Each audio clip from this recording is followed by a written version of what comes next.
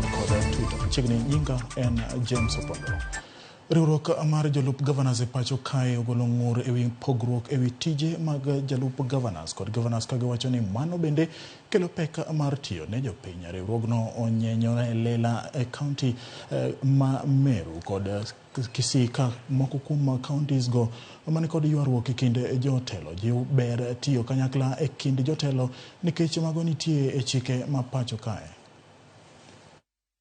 Lazima tushikilie ugatuzi na tunapopigana vita ya kuhakikisha kwamba rasilimali na resources zimekuja katika county, lazima pia tuweze tuhakikishe kwamba kwanza tunaajibika katika hizo resources ambazo tunapata, lakini pia tuhakikishe kwamba mahusiano yetu, iwe ni ya gavana na naibu gavana, iwe ni ya gavana na executive na assembly, iwe ya aina yeyote, tuhakikishe kwamba tumeleta uwiano na tumeleta mazingira ambayo inawezesha kazi kwenda mbele.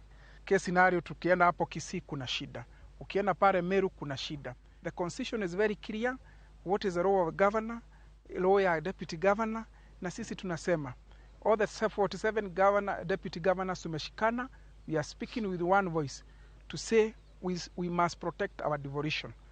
Na two, tunasema we are going to start with our brothers. Ikuwa kama ni wako Kisii, ukiwa na ule ako Meru, ukiwa ni ule ako Trans Nzoia, huko kwote kuna shida na zingine pia zinachipuka. But the message is very clear to our governors. We as a deputy governors, we are ready to work in harmony. We are ready to be a team player with our governors. We are also ready to collaborate and work so that watu wetu wananchi waweze kupata huduma.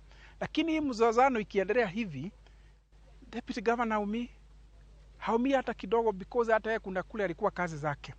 Lakini ni jukumu la mwananchi mwenyewe kuona kama kuna mzozo pahali, hata yeye mwenyewe anaingililia, anasema kweli hapa kuna shida.